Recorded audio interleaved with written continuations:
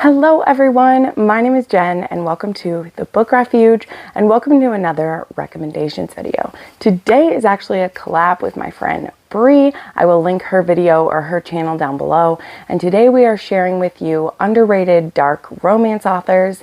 Now this underrated in and of itself is a term that is pretty subjective because it depends on what we consider underrated.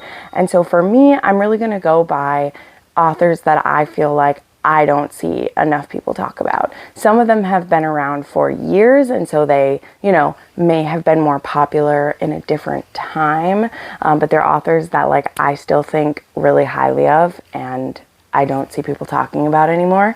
And some of them are authors that I've found recently in this last year. And some of them are some that you might not know. They have some darker books out. So we're going to go ahead and go through this list. I have 7 or 8 of these for you. And again, I will then point you towards Bree's video where hopefully you'll have even more, because it'll be interesting to see if, if any of our authors are the same. Will be interesting. So let's go ahead, and I'm going to start with a dark fantasy romance author that, again, I've been talking about them a lot this year, and I've loved seeing more and more people talk about them, but it's still not enough.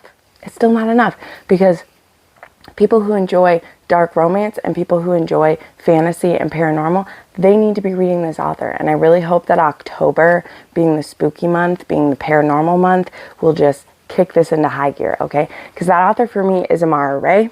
There are currently 4 books out in her first ever series, which is called The Immortal Covens. So yeah, this is book 1. Oops, it's very beautiful.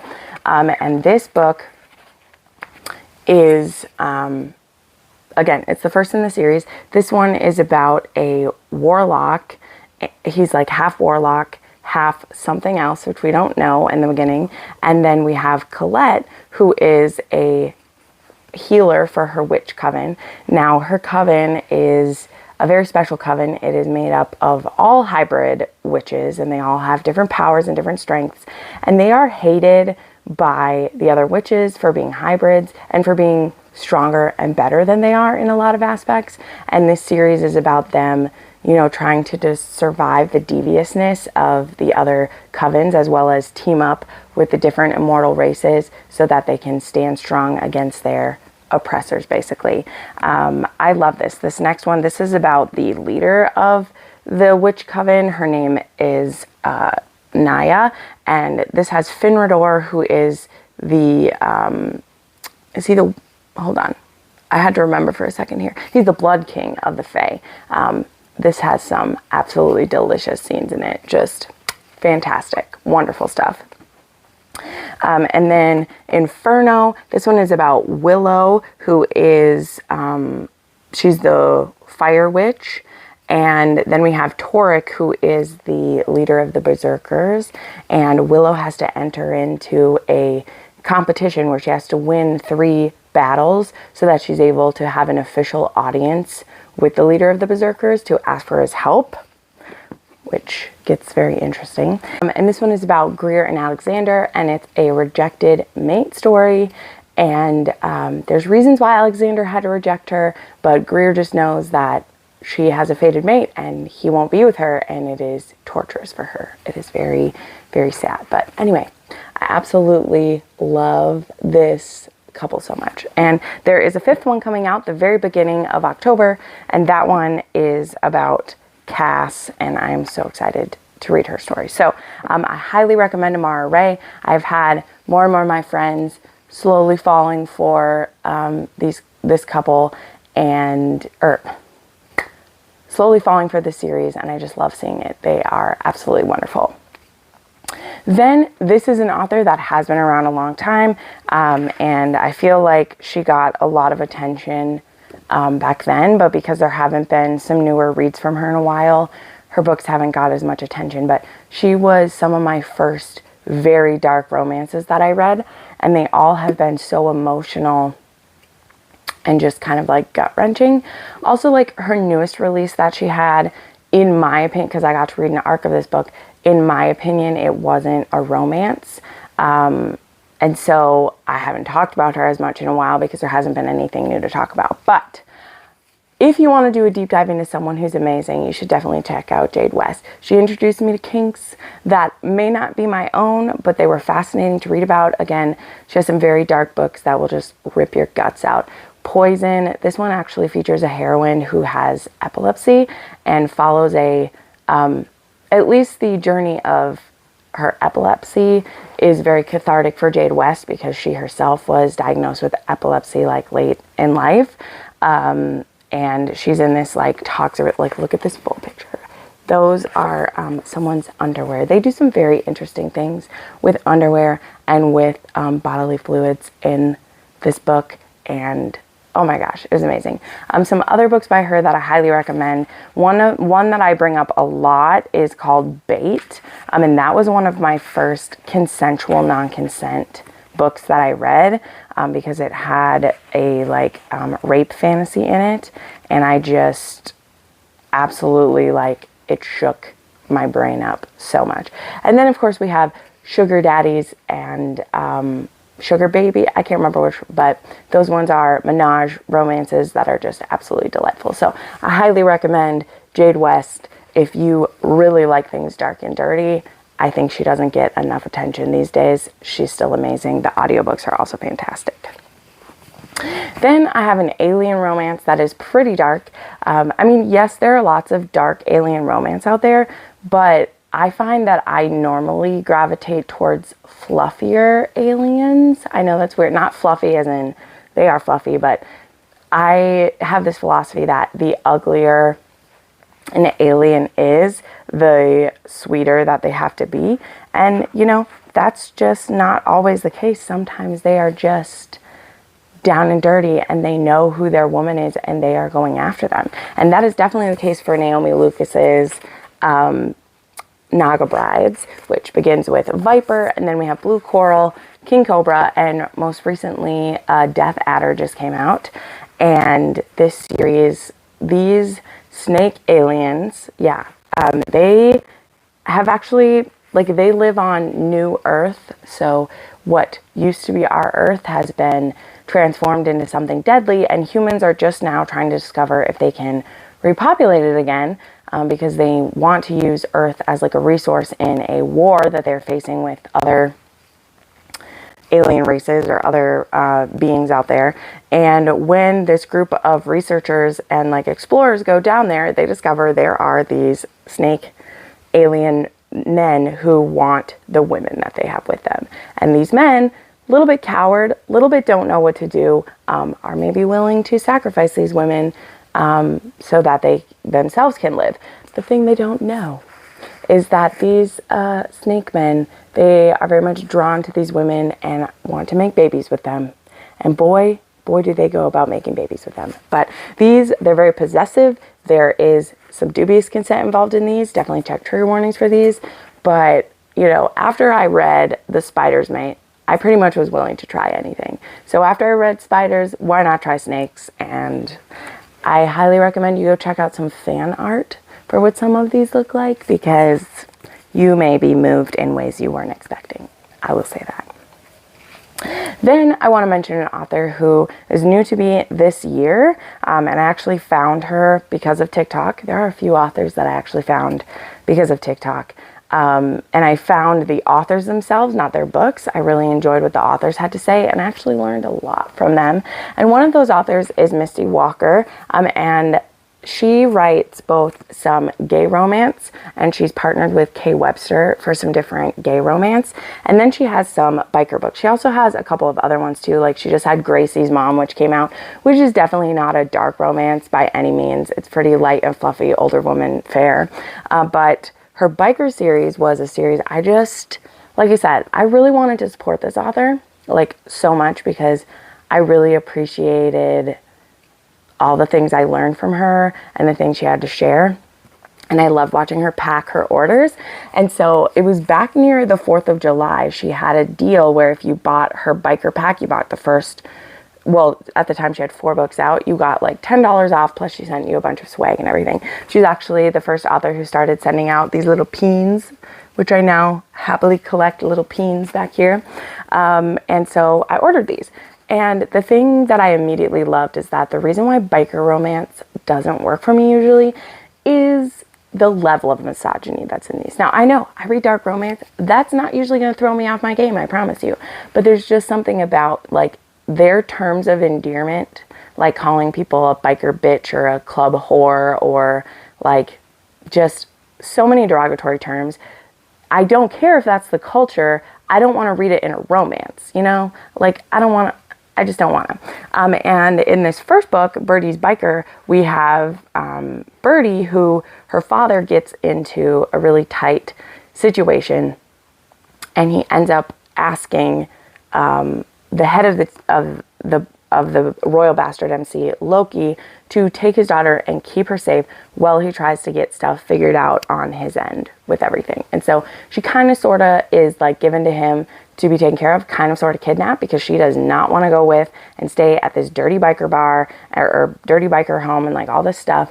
And so her and Loki definitely butt up against each other quite a bit. This is a pretty big age gap. She's like barely 18. He's in his like late 20s, early 30s. But they have this like amazing connection with each other. And honestly, this first book is my least favorite in the series, and I still enjoyed it quite a bit. And of course, I have this one signed by Misty. Let me get to my Hang On for a Dirty Ride. I love it. I love it so much. And what I loved is that Birdie really challenges Loki about the way he talks about women. And he's like, oh, this is just what we call them. And he's like, do they like it though?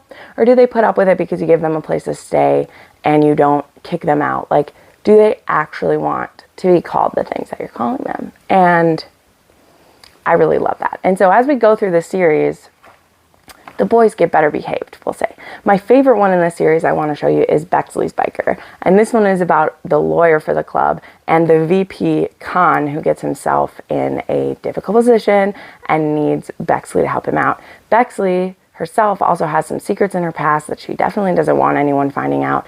But when people do find out, Khan is here to help out, okay? He's here.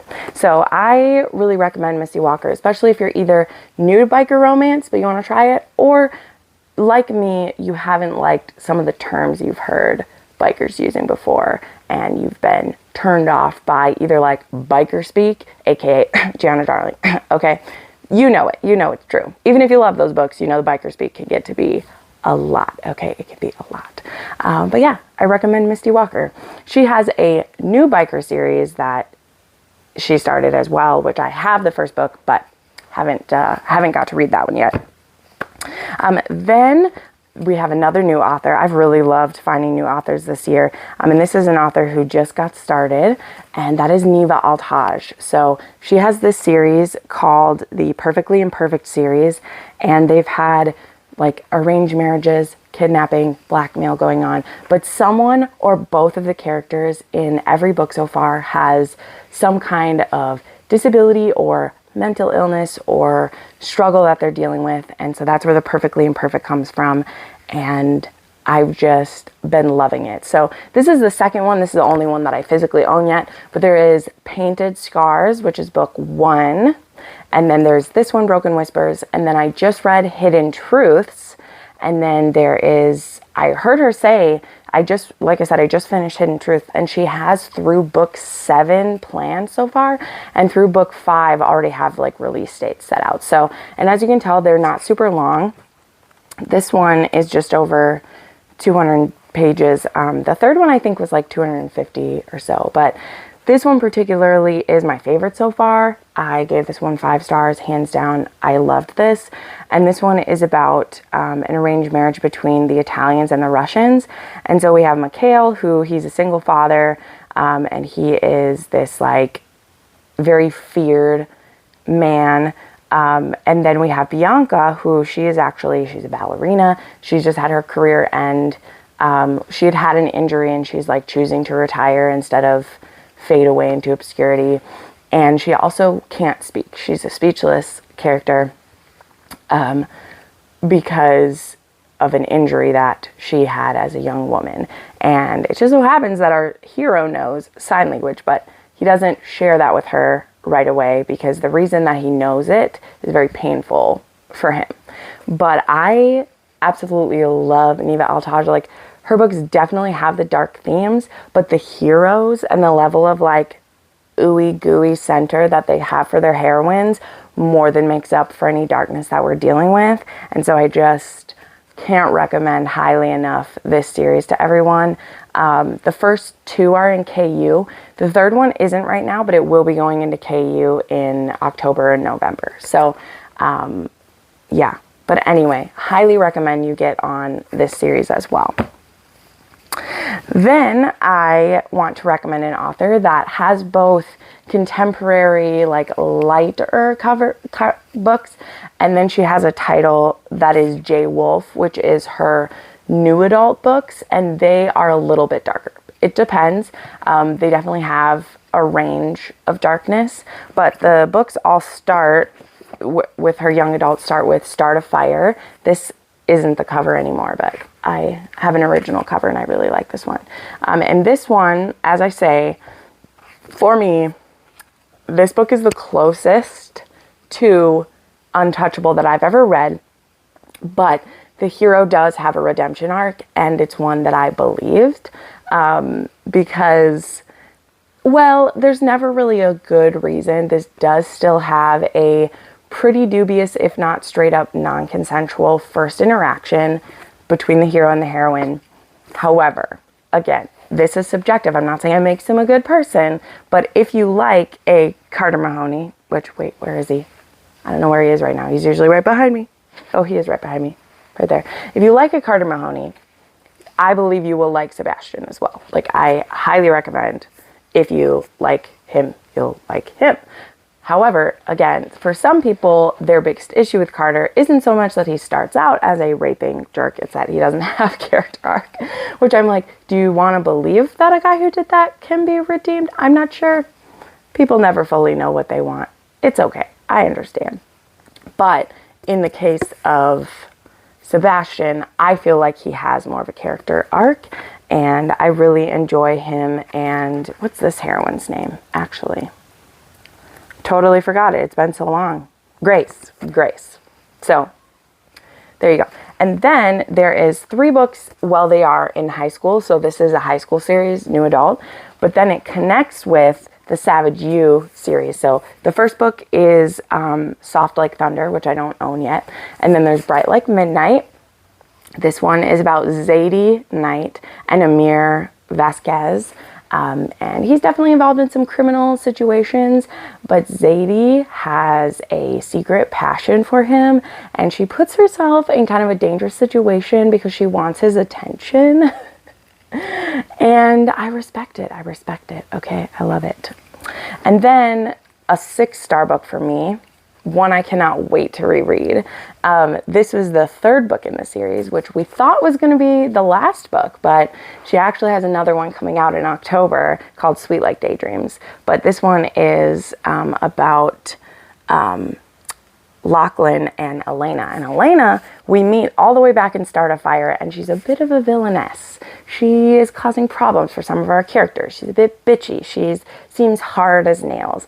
And in this book, we get to see her soft underbelly. And Lachlan, he's actually a cowboy in the big city going to school, but he can't wait to go back to the family ranch and run the family business out there. And he's not planning to get involved with anybody. But when him and Lena have a hot hookup, they cannot stop the chemistry between them. And they happen to be neighbors, and their friends are friends, and so they can't stay away from each other. And it just really awakens something in both of them. And so, again, like all of these ones, they are not overly dark. This is pretty dark, and this one is pretty dark because of the business that Zamir is involved in. So this series has varying amounts of darkness in it.